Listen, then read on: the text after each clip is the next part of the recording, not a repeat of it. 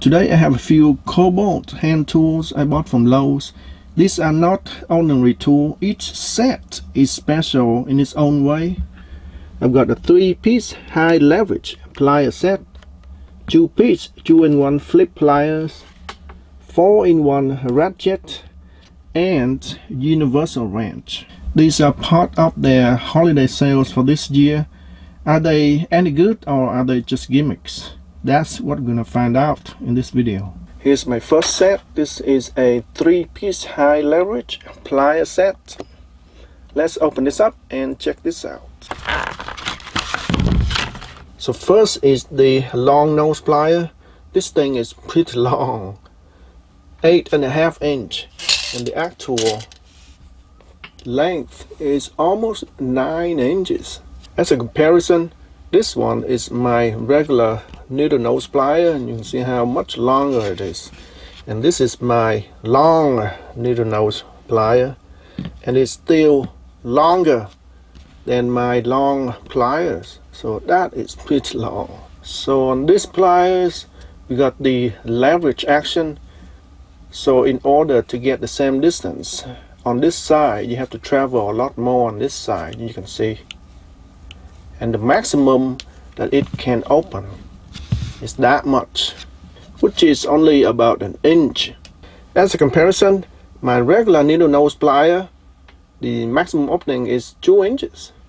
This one, 5 inches. So for this pair of pliers, in order to get a 1 inch opening, I have to travel a lot on this side, that much. For this one, in order to get 1 inch opening on this side, I only have to travel that much.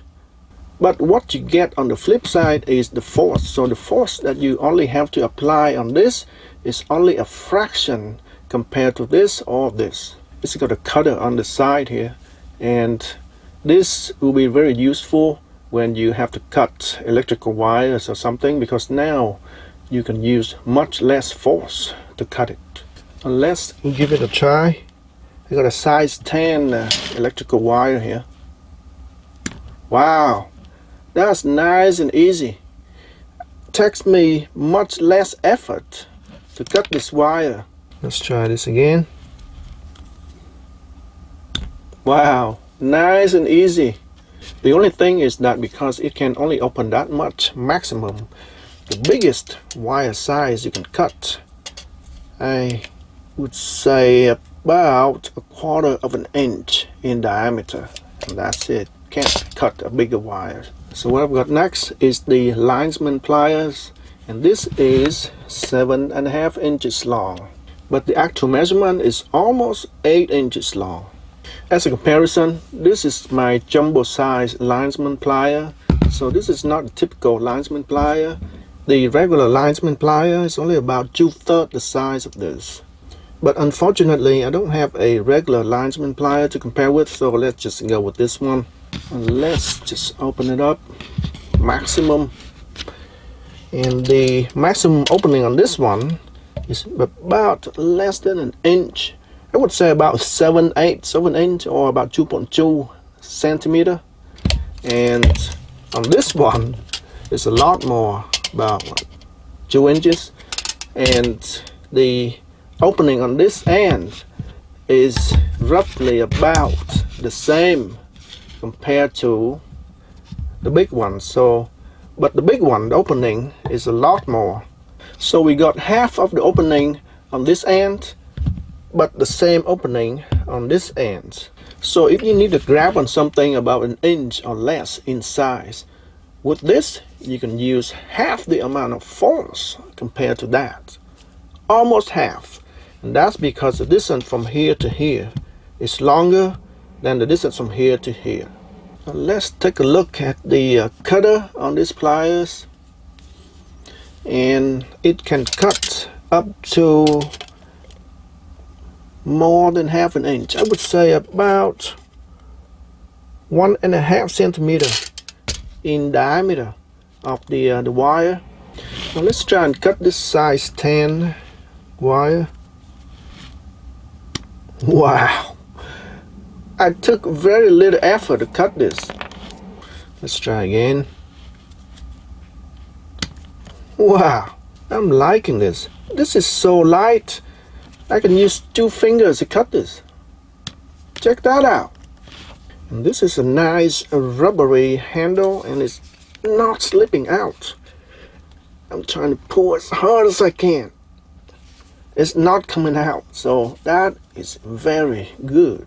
So this is definitely a very good tool. I really like this one. The next tool I got is the diagonal cutter, and this is 7 inches long, and the actual length is about 7.5 inches. Now let's check out the maximum opening on this one. That's about roughly about 1/2 inch. Let's see, about 14 millimeter, and that's a pretty small opening. This is my regular diagonal cutter, and you can see it's about 1 inch on this end, and on this end it only travels that much compared to this one. So on this side you have to travel much more, and on this side you only have half the distance travel, and the handle on this is longer. Distance from here to here is longer than my cutter, so you get probably about 3 to 4 times the cutting force compared to this one. Now let's try and cut this size 10 wire. Wow, that's pretty light. Wow, let's see if we can cut with 2 fingers. Yes, that's easy. And this one also has a rubber handle, and I cannot pull this out. That's very tight. It's not coming out, so that's a very good tool.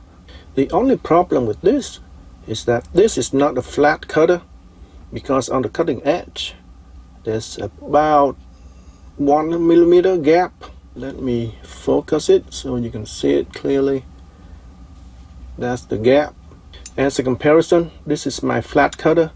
You can see the cutting edge is completely flat, so that if I need to cut something that is flat on the floor, after I cut it, there's nothing sticking out.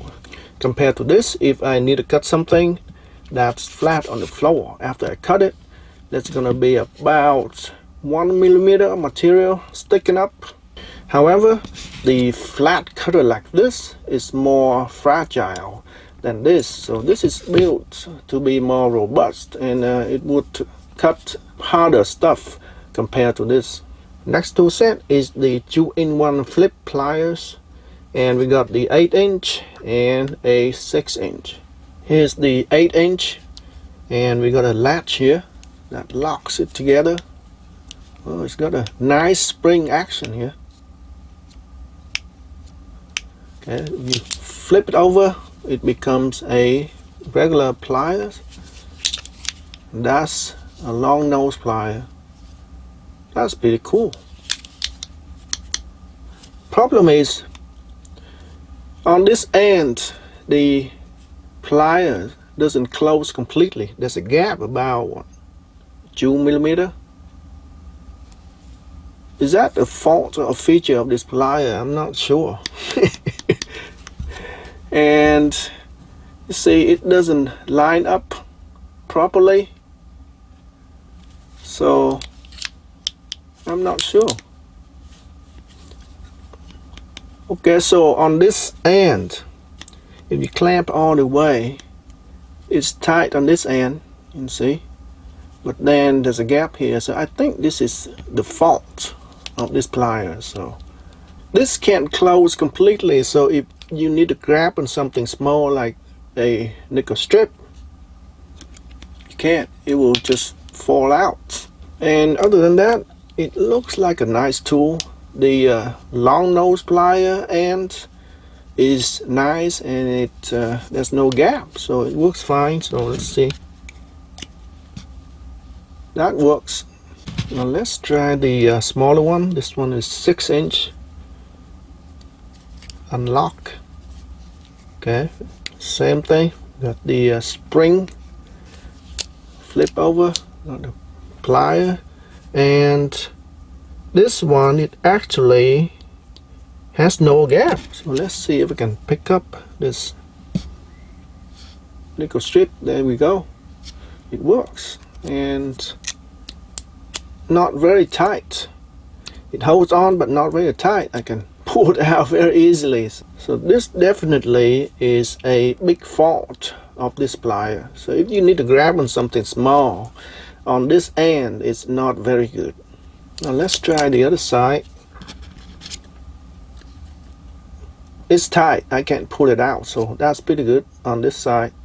It's got a nice rubber handles, and I cannot pull it out, so it's not gonna fall out, so that's pretty good.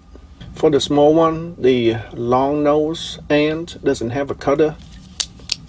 The pliers end has a cutter. It's the opposite on this one. The long nose plier on this end's got a cutter, but the other side does not have a cutter. Now let's try and cut this size 10 wire. It works. Let's try it on the smaller pliers. It works, even though I have to apply a lot more force on this one.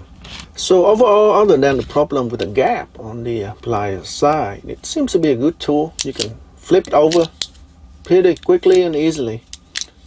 It's got nice rubber handles, and you can lock it when it's not in use. So I would say it's pretty good. You need to fix this gap, Kobalt. Next tool is the universal wrench. It got SAE and metric. And with this, you can adjust the size of the opening here. So you press this down and you can turn, and that will allow you to use different size. So here are different sizes. For the metric, you got 8-9mm all the way to 19mm.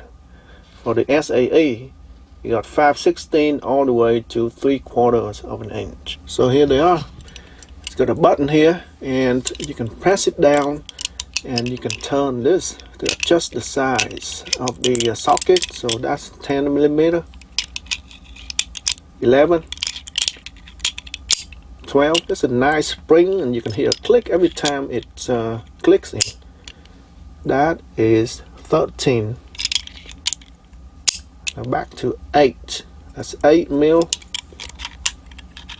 9, and 10. Let's take a look at the other side. We got from 14 to 19mm. Looks like it can cover a lot of sizes in one single wrench, compared to a regular wrench where there's only one size, right? And here's the SAE wrench. Got sizes from 5/16 to 1/2 on this side. On this side, we got 17/32 to 3/4 of an inch. Let's sit down. It's a nice click at every stop. That's pretty cool. So it looks like these are very nice tools, and they cover a lot of sizes. There are a few drawbacks though. The first drawback is the size. This is a regular wrench, and that is the universal wrench. And you can see it's a lot bigger and a lot heavier. There's a gap on the bottom here before it gets to your screw. This gap here, I would say about 3 to 4mm. That's very thick. This is a typical 10mm for my car, and there are a lot of these in my car. And you can see how thick it is for the head of this screw. And if I put the screws on here, there's barely about 1/2 millimeter of material left for this wrench to grab onto this screw. So it will be like that, and you can turn the screw. I can still turn the screw, but barely. So over here I have an 8mm screw, and I have adjusted to 8mm on the wrench, and you can see the head of this screw, the thickness is almost about the same as this gap here. So if this screw is on a flat surface, I cannot put this wrench and turn the screw because it barely reach the part where it starts to turn the screw, so I cannot use this for this screw. So those are the limitations of these universal wrenches compared to a regular wrench. But I think these universal wrenches, they are still useful, and because they are small, it's easy to carry around. So sometimes a tool is more useful when you have it with you rather than having a lot of tools but you don't have them with you. My next tool and the last tool in this review is the 4-in-1 ratchet handle. Let's check this out. We got 2 removable ratchet heads and 1 handle. This is a very nice chrome handle. It measures about 8 inches in length. So we got the 2 ratchet heads. One is 3/8, one is 1/4 inch. And in order to install the head, you just push it straight down and it locks in very tight. It's not coming out. In order to remove the head, you have to press down on this piece of plastic here. Press it down and you can pull it out very easily. Let's try it on the 1/4 inch. Yep, it stays in there good. Press down, pull it out. For this tool, the first thing that strikes me is the size. This thing is huge. I mean, compared to a regular ratchet, that's a 3/8, that's a 1/4 inch. This thing is enormous. So for this one, if you need to get into small and tight places, there might be a problem. There's also a problem with the weight. Got my scale here. Let's see how much it weighs with the 3/8. 546 grams, about a 1/4 inch head. 541. So there's not much difference in weight between the 2 heads. Only about 5 grams in weight difference. But compared to a regular ratchet, 322 grams. This one is almost 550 grams, so it's almost twice the weight compared to my 3/8 wrench. And what about the 1/4 inch wrench? This thing weighs 123 grams. This is 550, so what? Almost 5 times the weight compared to this regular 1/4 inch wrench. So that's a huge difference in weight. For a 1/4 inch socket small like this, usually it's in a small and tight places, right? So you want to use something small so that it will fit in there easily. With this, it is huge for a socket like this. Look at this. This looks ridiculous. So this is highly unlikely that this is going to fit into a place where you have a screw this small. On the top here we got the right and left adjustment so that we can tighten or untighten your screw or nuts like that.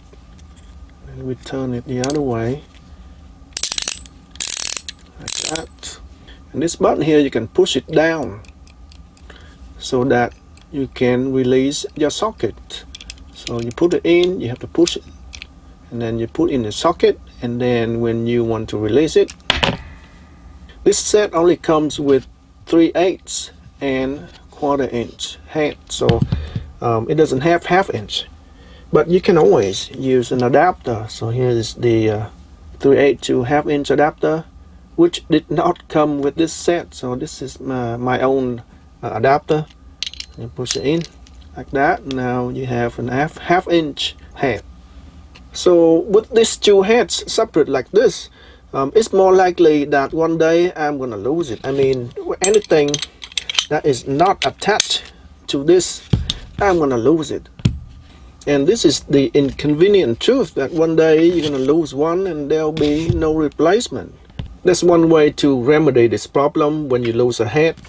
This head, that is to have adapters like this, right? You can always get more adapters and put it in here, but I don't know. It's already as big as it is. Now you're making it a lot bigger.